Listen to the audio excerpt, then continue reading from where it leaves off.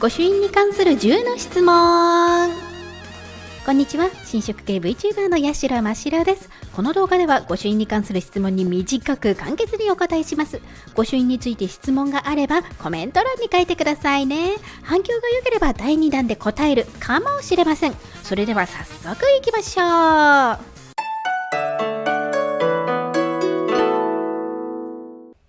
御朱印はどこのお寺や神社でもいただけるもの？答えノー。やってない神社仏閣もありますよ。やってないのに無理やり書かせようとわがままを言って困らせるのはダメよ。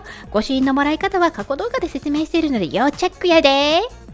御朱印は神社とお寺で分けるべき？答え分けた方が無難。神社の御朱印が書いてあると絶対に書かないお寺、またその逆書かない神社があるんですよ。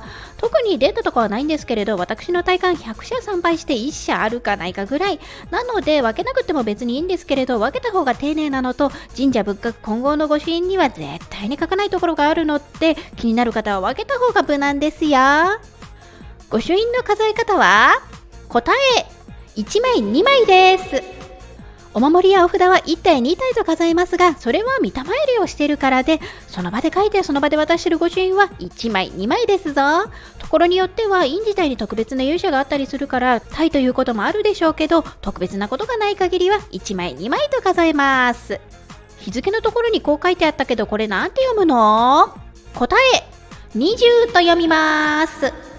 こう書いてあったら20日ってことです。御朱印がない場合、自由帳などを出したら書いてもらえます？答えダメ。専用のものじゃないと基本 NG です。場合によっては怒られてしまいますよ。御朱印の初保料はいくらぐらい？答え300円から500円くらい。見開きだったり凝った御朱印だと1000円の場合もあります。御朱印帳は裏面も使っていい？答えいいよ。ただ御朱印帳の紙質によっては裏写りしやすい紙もあるから気をつけてくださいね。あと雑に貼っちゃったり、凹凸のある書き置き御朱印が貼ってあるページの裏面に書いてもらおうとすると高確率で印を押すの失敗するので、それはやめてね。御朱印帳は蛇腹式と和綴じ式どっちがいい？答え蛇腹がおすすめ。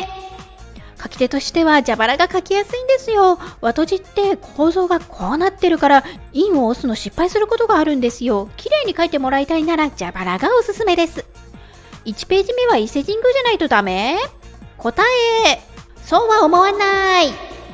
これは完全に個人の感想なんですけれど、一生に1冊しか御朱印帳を持たないというのであれば、ぜひ伊勢神宮の内宮下宮を最初にいただくのがよろしいかと思いますけれどね。せっかくのお伊勢参りですからね。でも人によっては5冊10冊20冊持ってる人もいるので、すごいスピードで御朱印帳が埋まる人もいるんで、その度に伊勢に行くのは非常に困難でございましょう。御朱印デビューの記念の1冊目を開けておいたら、書いてもらった時感慨深いんですけれど、絶対にもらわないとダメってガチガチに固めるのは違うと思いますよ。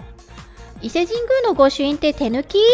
答え違います。もともと御朱印って印だけでいいんですよ。印が主役なの。伊勢神宮は古式ゆかしってだけなの。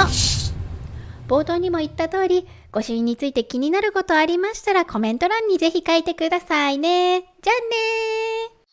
高評価、チャンネル登録お願いします。高評価を押してもらえると YouTube さんがいろんな人におすすめしてくれまして、たくさんの人に解説動画とか見てもらえますので、高評価とチャンネル登録どうかお願いします。